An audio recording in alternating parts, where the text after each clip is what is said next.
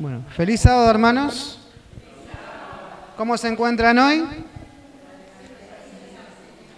A ver, no escuché muy bien. Vamos a repetir. ¿Agradecidos? Siempre hay un motivo para estar agradecido al Señor, ¿verdad? Amén. Uno de esos motivos es que hoy podamos estar en su casa, en la casa de oración. A la mañana le comentaba ahí en la escuela sabática que cuando entro para acá, o a la casa del Señor, en cualquier iglesia, hoy me tocó venir aquí, siento una paz, una tranquilidad. Pero cuando estoy ahí afuera es como que me cohíbe, ¿no? Es distinto el ambiente de dentro de la iglesia que estar afuera. No sé si ustedes lo ven así. Yo siento paz cuando veo a mis hermanos, cuando veo su iglesia unida y alabando y glorificando al Señor. Amén. Amén. Ahí esta mañana la hermana mencionaba algo, qué lindo que sería haber conocido al Señor cuando uno era pequeño, ¿no? Y yo me acordaba cuando yo tenía 7 años, conocí la escuela sabática, porque a mí me decían que la escuela sabática, a mí había una hermana que vivía enfrente de nuestra casa, vivíamos con mi mamá, y bueno, esa señora se hizo amiga de mi mamá, yo tenía una hermana más conmigo, y vivíamos los 3. Pero ella siempre se pasaba al frente, no sabía por qué yo, ni me enteré por qué. Después, con los años, sabía por qué.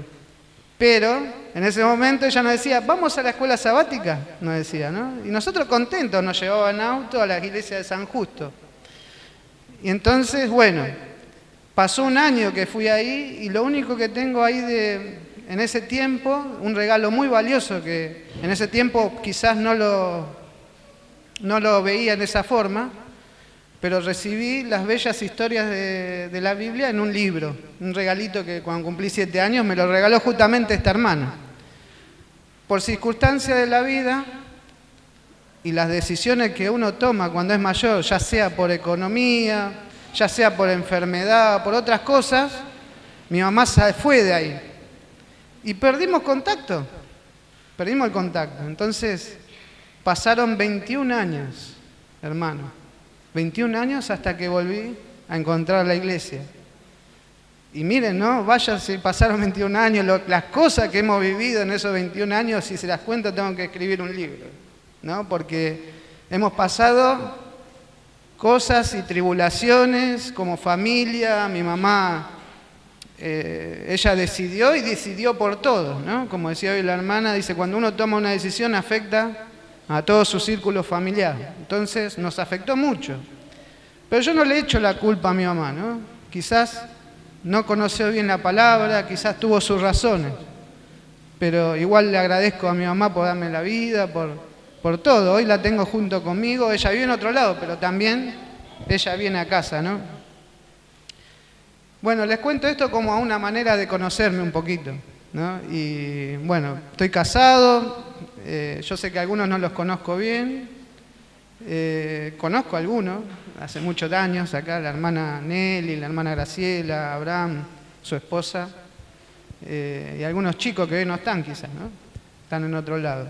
Bien, y a los que no conozco los considero mi familia también, porque donde nosotros vamos, al país que vamos, encontramos la iglesia adventista, sea el país que sea, pero cuando uno ve la iglesia adventista, ahí está la familia del Señor, ¿no? Y nos sentimos como en casa. Entonces hoy me siento como en casa. ¿Me puedo sentir como en casa? Amén. Bien, hermanos, bien. Hoy cantábamos un himno, el himno 118. No sé si apreciaron qué es lo que decía ese himno. Hablaba de decirlo a Cristo. Dilo a Cristo. Es como decir, oraste hoy, le contaste tus cosas al Señor, le contaste lo que te está pasando hoy, por qué tribulación estás pasando, por qué dolencias, te arrodillaste hoy, le contaste y le dijiste al Señor, le dijiste, Señor, me está pasando esto, ¿por qué me está pasando esto? ¿Por qué tengo miedo, por ejemplo, ahí decía, de la muerte? ¿Por qué tengo ansiedades en mi vida? ¿No? Y ahí decía siempre, dilo a Cristo, dilo a Cristo. Cuéntale tus cosas al Señor. Y en esta mañana, no sé si saben el título, ¿no?, del tema de hoy. Se trata de tiempos de angustia. Y vaya si en la historia de la iglesia o del remanente ha habido tiempos de angustia. Algunos fuertes, algunos han pasado mucho tiempo, los tiempos de angustia. Uno de ellos es, por ejemplo, y vamos a nombrar, ¿no?, desde el principio, por ejemplo, entre Caín y Abel, pasó algo. Y desde entonces padecemos persecuciones, padecemos dolencias, sufrimientos, ¿no? Y esto no es de sorprendernos. Si me acompañan al libro de 2 de Timoteo, capítulo 3, 2 de Timoteo, capítulo 3, 12.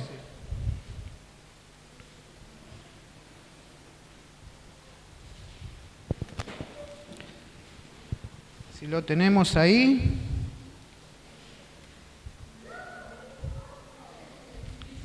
¿Lo tenemos? Bien. Dice así: y también todos los que quieren vivir, ¿cómo? Piadosamente en Cristo Jesús, ¿qué pasará? Padecerán persecución. ¿Qué texto? ¿Verdad? El Señor alguna vez había dicho: en el mundo tenéis aflicción, pero confiad, yo he vencido al mundo. El Señor venció a Satanás en la cruz y resucitó para algún día volver. Pero ¿quién está muy enojado hoy? Satanás. ¿Y contra quién va a ser la guerra? Contra el remanente. Ahí va a venir a apuntar todas sus dardos y sus flechas el enemigo. ¿Quiénes padecieron en la historia de la Biblia persecución? ¿Quiénes padecieron tribulaciones? Por ejemplo, Abraham padeció tribulación. El pueblo de Israel también padeció tribulación. Elías fue perseguido, padeció tribulación. Nuestro mismísimo Señor Jesús y Salvador, cuando estuvo aquí en la tierra, padeció tribulaciones, persecuciones, de las más grandes que podamos imaginarnos, ¿no? Ahora, la pregunta es: ¿y será diferente con el pueblo de Dios en el tiempo del fin? No. Porque también la iglesia primitiva sufrió tribulaciones y persecución. El primer tiempo de angustia, que recordemos, se encuentra dentro de la profecía de las 2300 tardes y mañanas. ¿Se acuerdan de eso? Y hay una parte, un tramo de esa historia, de esa profecía, que se encuentra en el tiempo de angustia que se llama de los 1260 días o años proféticos, ¿no? Y que se conoce con ese tiempo como la época oscura.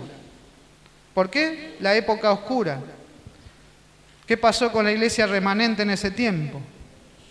Sufrió una persecución muy grande, muy grande.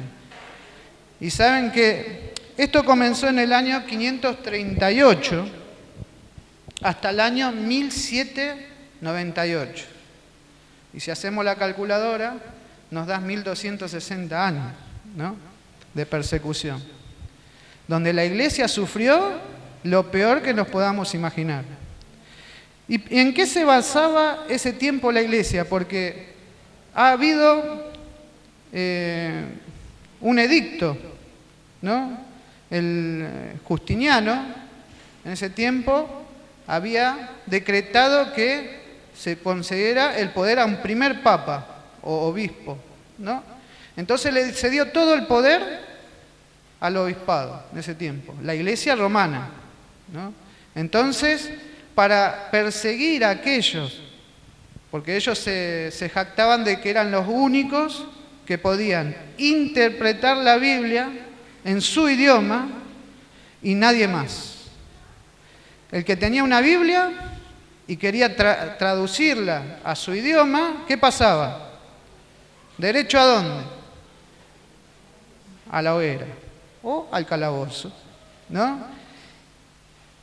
Y yo tengo algunas cosas que acá dice, por ejemplo, la iglesia tenía que decretar por ley, decretos para poder actuar, ¿no?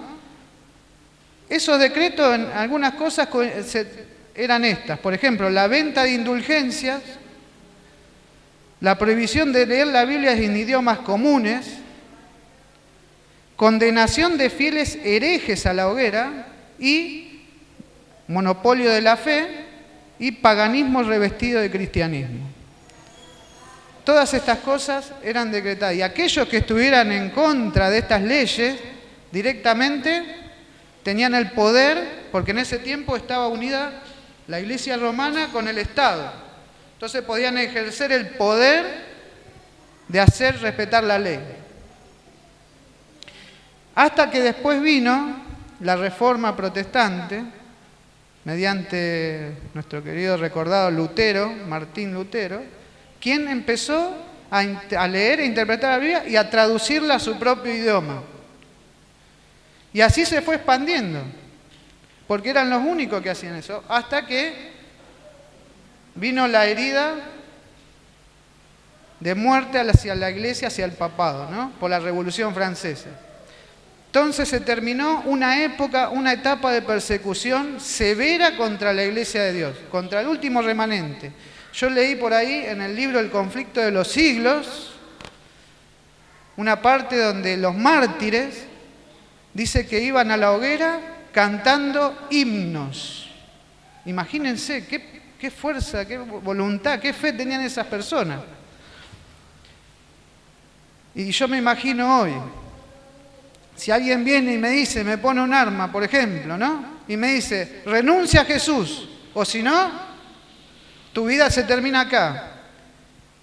Creo que la mayoría elegiría irse con el Señor, esperar al Señor. Pero también vivimos un mundo materialista, en un mundo donde el enemigo también te puede venir y decir, mira, yo te doy todo esto, te doy una casa, auto, dinero, todo lo que te puedas imaginar. Y también al Señor sentado en su trono. Pero no va a faltar muy poco tiempo que mientras nosotros estemos pensando en las cosas materiales, el Señor se levante y se vaya. Hoy la sociedad está así, hoy vive en una época materialista, donde ocupa mucho el tiempo, valga la redundancia, el enemigo también es el artífice de todo el engaño y de todo lo que nos pueda poner en nuestra vida para apartarnos ¿de quién? De nuestro Señor. Por eso muchas veces no tenemos tiempo para el Señor. ¿Se dan cuenta? Ese fue el primer tiempo de angustia, hermanos. Y yo lo que puedo sacar de esta lección en ese tiempo es cómo nos puede inspirar a nosotros, de aquellos mártires, en mantener nuestra fe en Jesús en los tiempos de angustia. En los momentos más difíciles de nuestras vidas y tristes que estemos atravesando, debemos estar cada vez más aferrados a nuestro Señor. Como decíamos esta mañana, el enemigo no duerme, el enemigo no descansa. Como dice Pedro, anda como un león rugiente, buscando. Y ustedes saben que el león, cuando está hambriento, intercepta a la presa y se lanza. Esa presa no tiene que estar descuidada, hermano. Debemos hacer crecer nuestra fe. ¿Y cómo crece nuestra fe?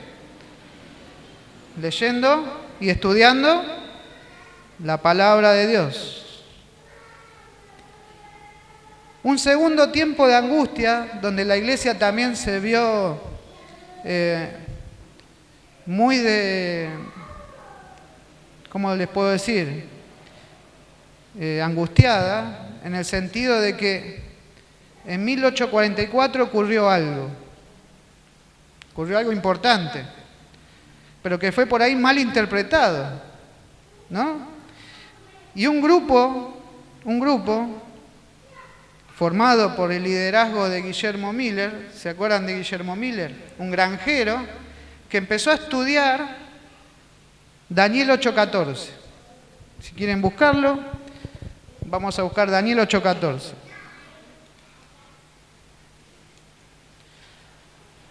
Este granjero empezó a predicar sobre la venida del Señor.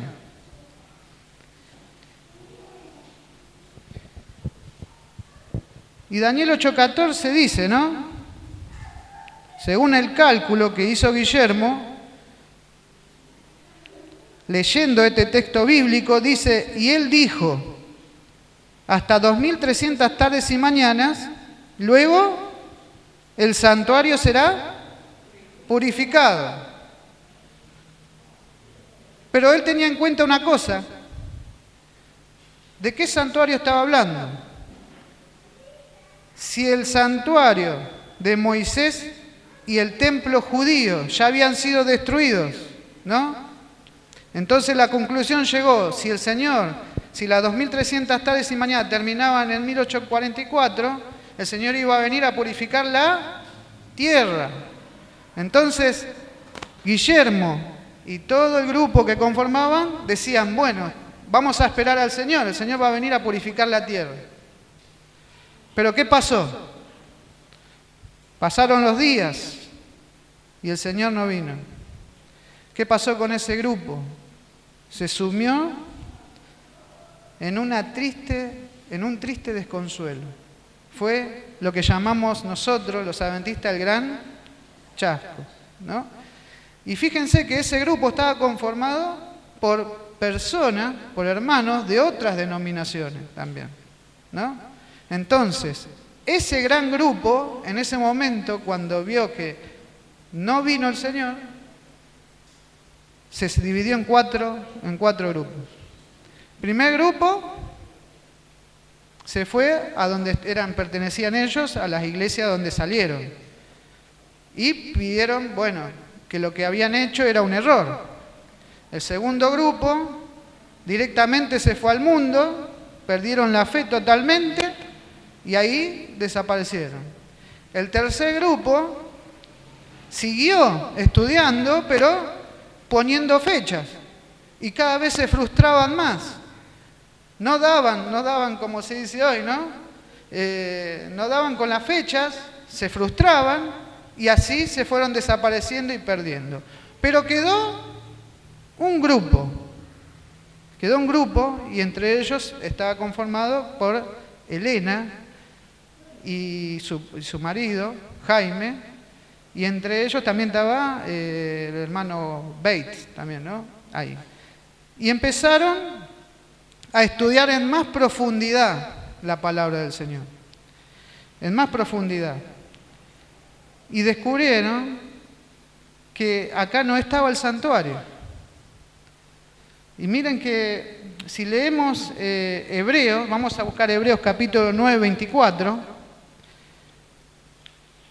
Empezaron estudiando ese libro, Hebreos, capítulo 9, 24.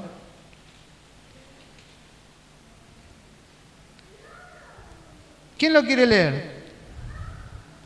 ¿Alguien que tenga voz potente?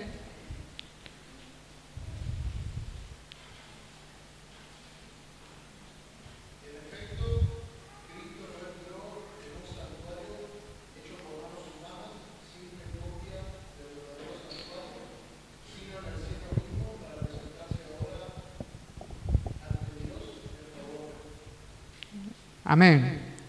Gracias. Y vamos a leer también Daniel 7, de 9 al 13.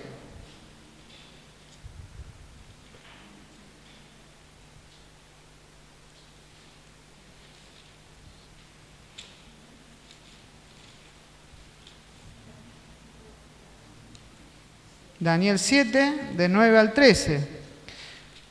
Y dice así: Estuve mirando hasta que fueron puestos tronos.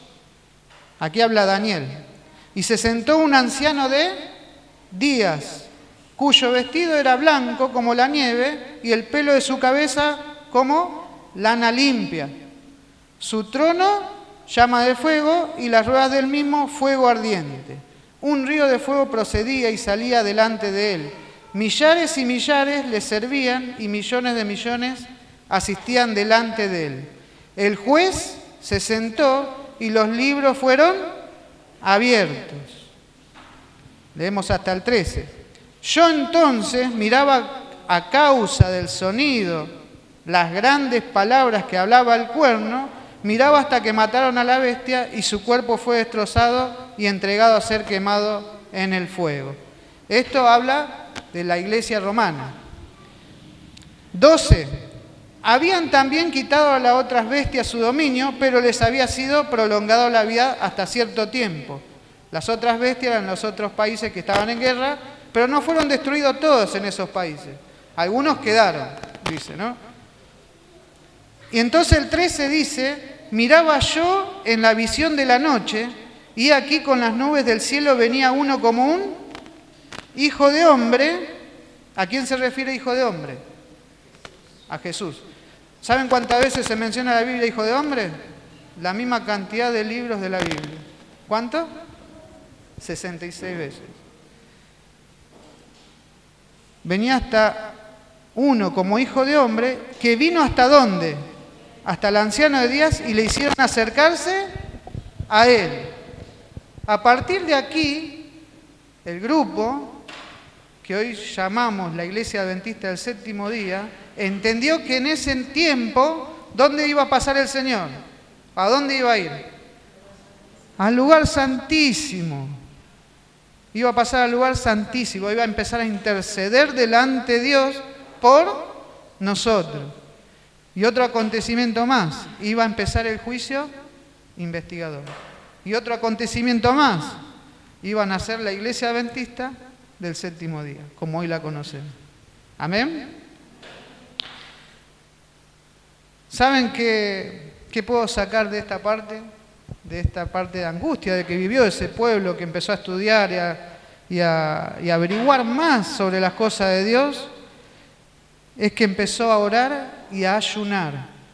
Y no solo un día, dice ahí que durante días, buscando la dirección del Señor. Y por eso me pongo contento cuando nosotros nos juntamos temprano a orar. Por ahí estamos haciendo ayuno, podemos ayunar juntos, podemos venir a alabar y a estudiar su palabra. Amén. Esto es lo que el Señor tenía preparado para el último remanente. Así que hoy estamos unidos aquí, orando, alabando al Señor, estudiando. Pero ¿saben cuál es una triste realidad de hoy? Es que muchos, quizás la mayoría son los que salen, o son más los que salen que los que entran. Y esa es una realidad. Entonces este tiempo fue este segundo tiempo de angustia en la Edad Media. Pero ahora nos falta la otra parte, lo que todavía está por venir. Y este tercer tiempo de angustia es llamado el tiempo de angustia previo o el pequeño tiempo de angustia. Y en Apocalipsis 13, vamos a ir al libro de Apocalipsis 13, 16, 17.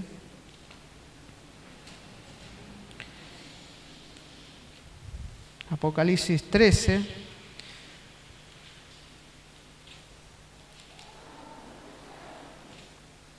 Del 16 al 17.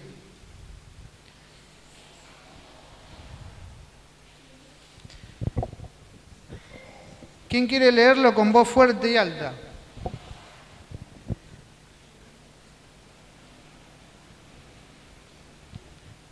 Apocalipsis 13, del 16 al 17. Sí, por favor.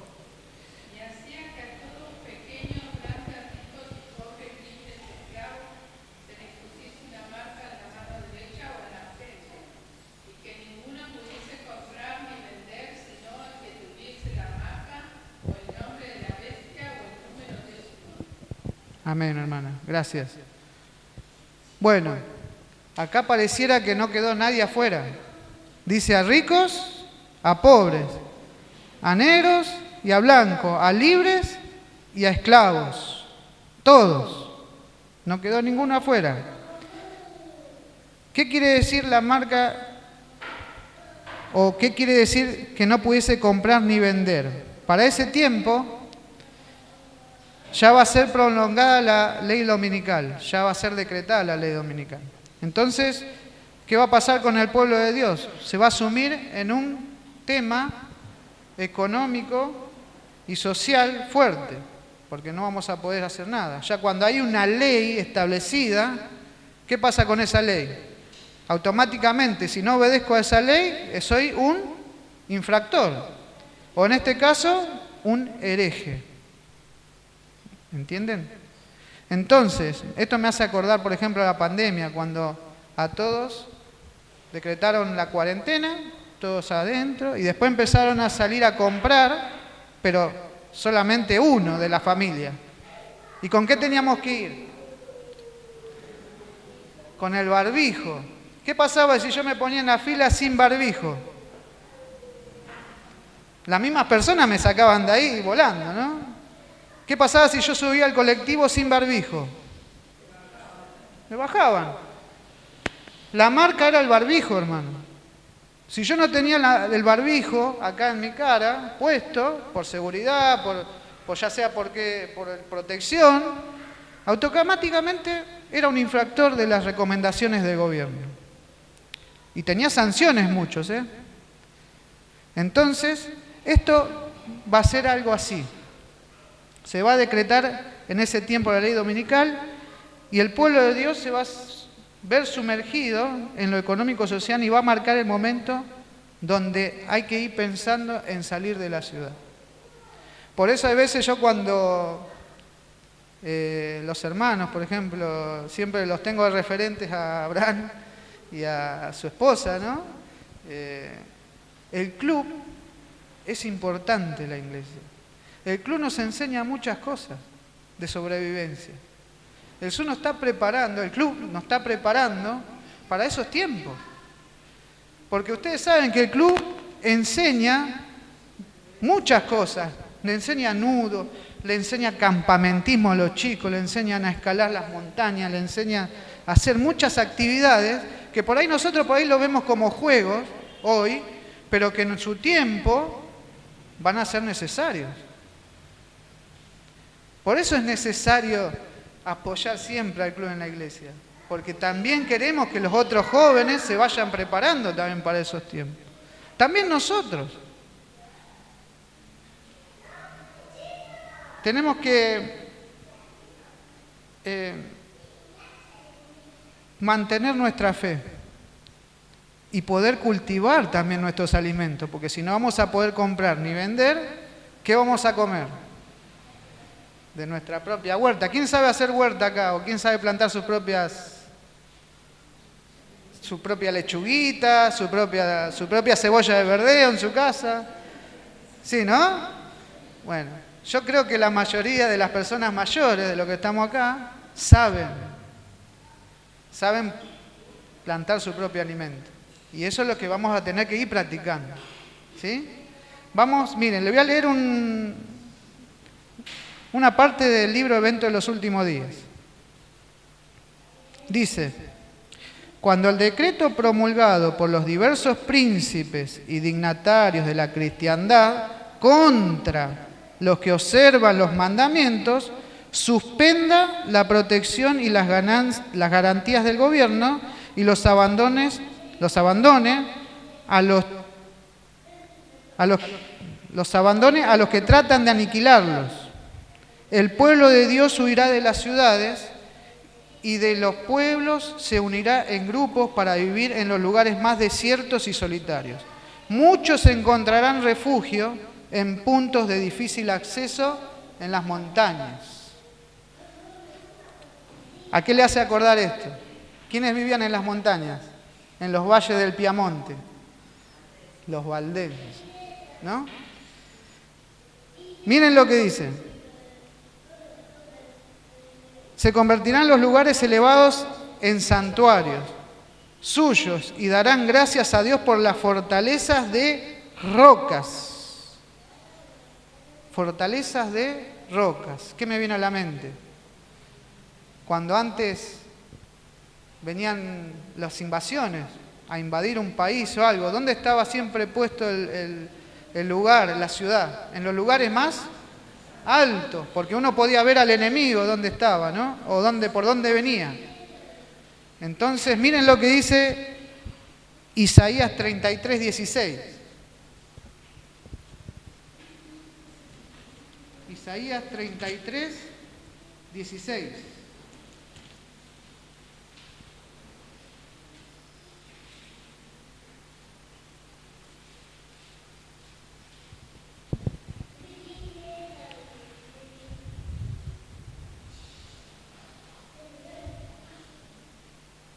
Ahí dice 33, 16. Este habitará en las alturas, el pueblo de Dios.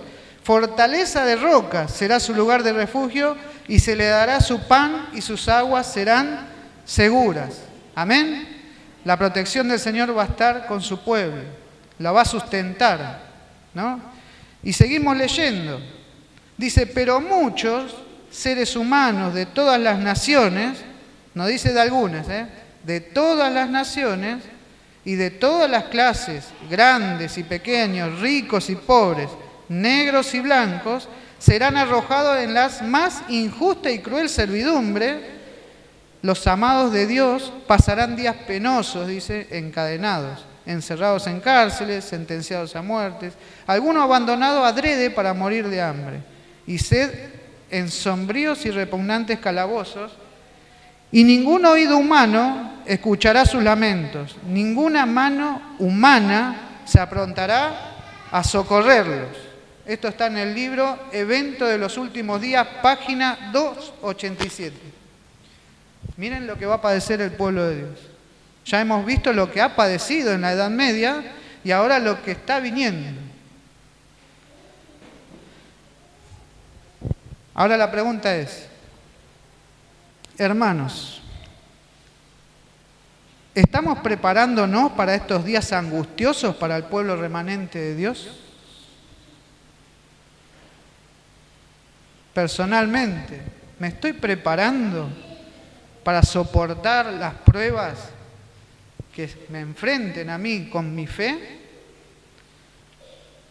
Y yo le voy a contar un pequeño testimonio de mi trabajo, porque seguramente va a venir por ahí las pruebas.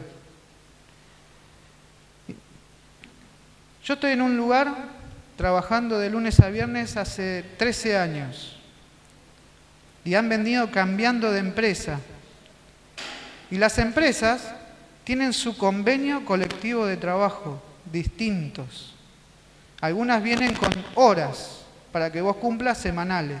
Por ejemplo, una empresa viene con un convenio colectivo que vos tenés que trabajar de lunes a viernes 45 horas.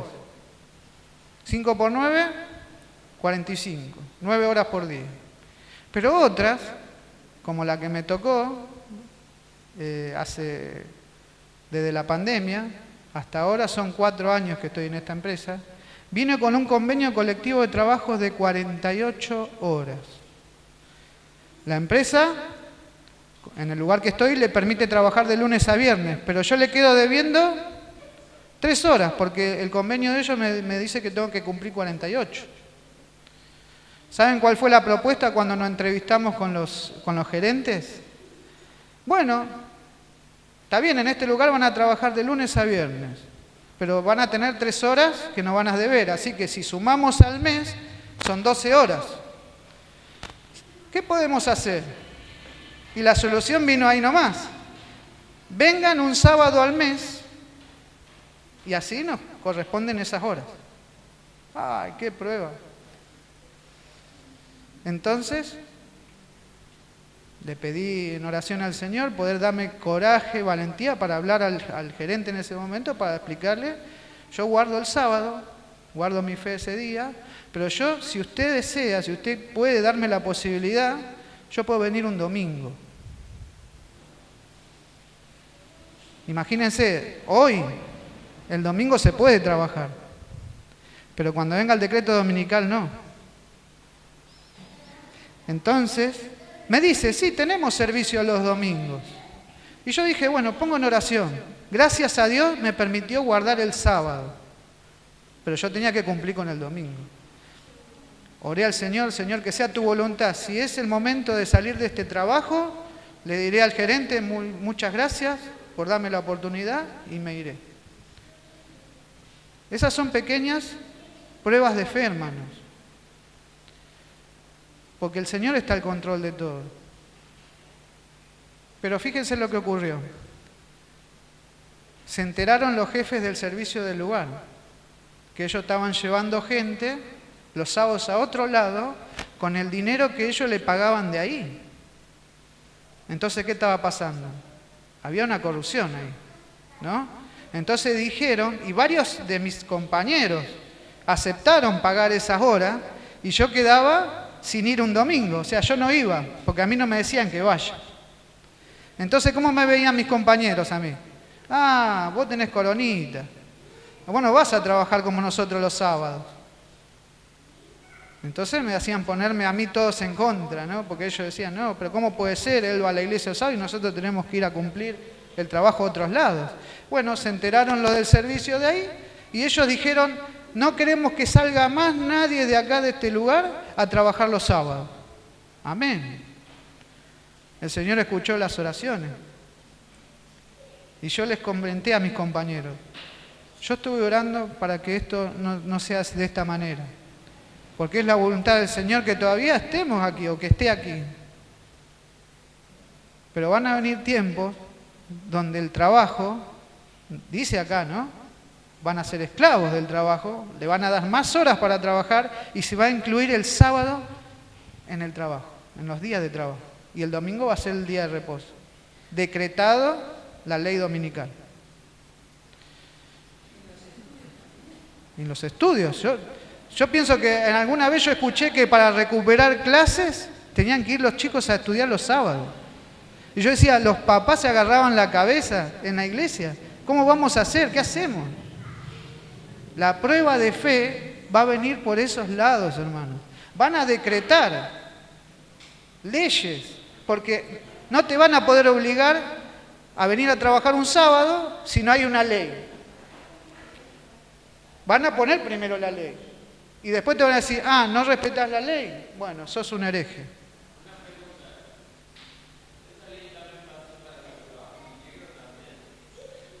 No, porque los que trabajan en enero tienen la elección de elegir qué día ir a trabajar o no. Porque cuando yo trabajo bajo relación de dependencia, yo tengo que cumplir un horario y tengo que cumplir unos días. Si no cumplo, a mí me descuentan, me suspenden. En cambio, yo deseo independizarme, deseo trabajar por mi cuenta y disponer de mis propios medios o de mi propio trabajo. Pero por ahora el Señor me está manteniendo ahí. Yo no sé cuál es su realidad. Yo no sé cómo están viviendo, si alguno se independizó o por ahí todavía está trabajando en relación de dependencia. Y ustedes fíjense que la relación de dependencia van a venir con decretos, con convenios, y vamos a ser probados de verdad, hermano. Porque va a estar en juego nuestra economía. Hoy también está en juego nuestra salud. ¿No? Entonces, la pregunta siempre es así. ¿Estamos preparándonos para esos tiempos de prueba de fe? Hay hermanos en la Madrid, y muchos de ellos son costureros. Y ustedes ven que el frente de la iglesia de la Madrid está abierta la feria más grande, creo, de Sudamérica. Los sábados. Y a veces se hacen los impactos ahí. Imagínense. Los libros misioneros se van como pan caliente, dice, ¿no? Pero de ahí a que acepten la verdad, depende ya del Espíritu Santo que trabaja en la persona. Muchos hermanos han dejado de trabajar el sábado. Imagínense, por mes son 12 ferias. Y si ellos no van los sábados, son 4 días menos. ¿Entienden? Entonces, ¿cuánta fe hay que tener y confiar en el Señor? Porque dice, no, probadme, dice el Señor, en esto. y yo no abriré las puertas de los cielos. Hoy los hermanos no tienen preocupación de nada, van a la iglesia, guardan el sábado, dan testimonio de eso a los otros hermanos, porque hay hermanos que están en la lucha con el trabajo, necesitan el dinero, es comprensible. Hoy vivimos épocas donde la economía no alcanza y hay personas que no tienen, ni siquiera para pagar un remedio oncológico. Es una fortuna lo que piden. Y nuestra realidad es otra. Entonces vamos a ser probados, hermanos. Después que el cierre de la puerta a la gracia, Satanás va a tener el control de toda la humanidad. ¿Y cuándo se cierra la puerta a la gracia? Cuando el Señor te, dejando sus vestiduras sacerdotales, y se ponga su vestidura triunfante, ¿no? Como el rey. Daniel 12:1, hermanos. Daniel 12:1. Y acá entramos ya en el tiempo de la angustia o la angustia de Jacob. No sé si alguno escuchó la angustia de Jacob. Este tiempo es el más, pero más jodido, vamos a decirlo, ¿no? Daniel 12:1 dice, si lo tenemos ahí, y el título dice el tiempo del fin. En aquel tiempo se levantará Miguel, el gran príncipe. ¿Qué significa Miguel? ¿Quién? ¿Quién cómo? Dios, dice, ¿no? Y Miguel representa a nuestro Señor Jesús, ¿no? Dice, en aquel tiempo se levantará Miguel y el gran príncipe que está de parte de los hijos de su pueblo, y será tiempo de angustia, dice, en aquel tiempo. Será tiempo de angustia, pero no una angustia chiquita. ¿Qué dice ahí? Cual nunca fue desde que hubo gente hasta entonces. O sea que lo que hemos sabido y lo que hemos visto hasta ahora, desde el principio hasta el día de hoy, es increíble lo que va a venir. Como que todavía no lo vemos. Pero acá me dice que cual nunca fue desde que hubo gente hasta entonces. Pero en aquel tiempo será liberado tu pueblo y todos los que se hayan escrito en el libro de la vida. Amén. El Señor Jesús salvará a su pueblo en este tiempo de angustia cual nunca fue. Se retirará el Espíritu de Dios del Señor Jesús y ahí cesará su obra mediadora. Porque en este momento, ¿qué está haciendo nuestro Señor? Está intercediendo. Está haciendo expiación todavía por nosotros. Quizás no sea el tema tanto de que por ahí podemos perder la vida, pero sí puede ser que todavía no hayamos expiado nuestros pecados. Ese quizás sea el problema más grande en nuestra vida. Entonces dice, entonces se vendrá tiempos de terribles escenas de lucha, porque los poderes del mal que estaban siendo retenidos, ¿qué va a pasar? Descenderán al mundo con furia, y qué bueno, hermanos, que el resultado de este conflicto no está en dudas. ¿Cómo termina el resultado de este conflicto? Con el Señor viniendo en las nubes y vinieron a buscar a su pueblo. Amén. Esta es la llamada angustia de Jacob. Jacob vivió una angustia así. ¿Por qué? Porque estaba pesada su moral, había mentido a su padre, había engañado a su hermano por la primogenitura. ¿Y con quién se puso a pelear Jacob? Con Dios. ¿En dónde? En Peniel, ¿se acuerdan? ¿Y cuánto estuvo peleando? Toda la noche. Toda la noche con amargura, con dolor. Él quería que el Señor lo bendijera. Y así va a pasar el pueblo en esos tiempos. Cuando se llegue a esos tiempos, hermanos, vamos a clamar aún más al Señor. Dice una lectura en el libro de Eventos de los Últimos Días también, dice, y finalmente se expedirá contra todos los que santifiquen el sábado un decreto que los declare merecedores de las penas más severas y autorice al pueblo para que, pasado cierto tiempo, los mate.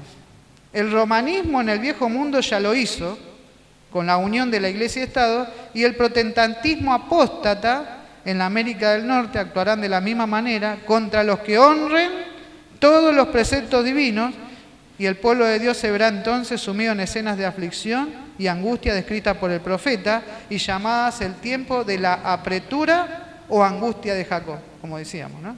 Ese será el tiempo más grande de angustia. Ahora la pregunta, ¿nos estamos preparando para ese tiempo? ¿En qué lado de la batalla estamos hoy? ¿Y cuáles son los tipos de persecución que ya estamos sufriendo? Quizás estás sufriendo alguna persecución, hermano.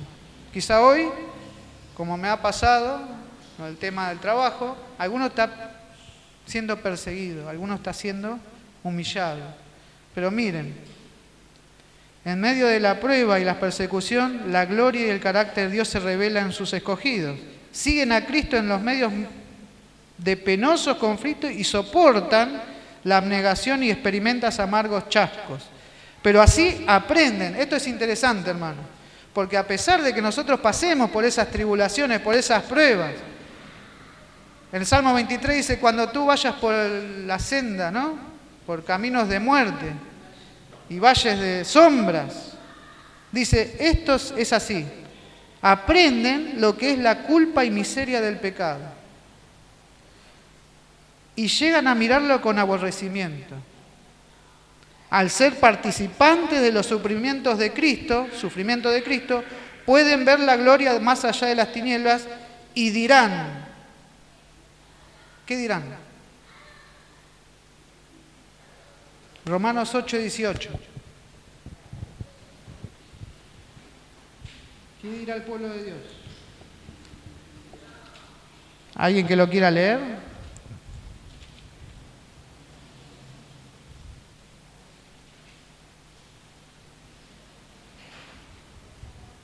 Romanos 8:18.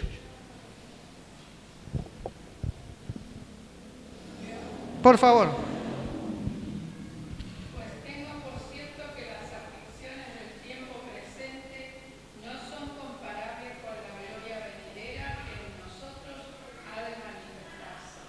Amén. Esto no es nada con la gloria que nos espera. Si vivimos aquí, reinaremos allí, ¿no? Entonces, por más que estemos pasando tribulación, el Señor dijo que va a estar con nosotros todos los días hasta el fin del mundo. Miren lo que dice Mateo, para ir terminando, últimos versículos, capítulos. Mateo 5, 10 al 12.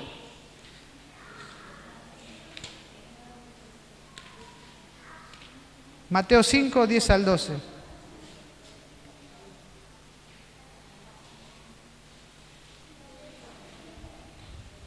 Una bienaventuranza. Bienaventurados los que padecen persecución, ¿por qué? Por causa de la justicia, porque de ellos, ¿qué es? El reino de los cielos. Y bienaventurados sois cuando por mi causa os vituperen y os persigan y digan toda clase de mal contra vosotros mintiendo. Gozaos, dice el Señor. Ahora yo me pregunto, ¿se puede gozar en la persecución? ¿Se puede gozar uno en las acechanzas del enemigo, en las pruebas? El Señor dice que sí. Cuando a ti te vengan y te insulten y te agredan y te hagan muchas cosas que no te gustan, dice el Señor, gozate. Bienaventurado eres, dice, porque cuando no hagan esto con vos, ahí empezá a preocuparte. Cuando sientas que todas estas cosas no te pasan, empezá a preocuparte. Dice, para terminar, gozaos y alegraos porque vuestro galardón es grande en los cielos, porque así persiguieron a los profetas que fueron antes de vosotros. Y así vendrán esos tiempos. Pero gloria al Señor, hermanos, y pido en oración que estemos más unidos que nunca, unánimes, ayunando y haciendo las cosas que el Señor quiere para nosotros y para las personas.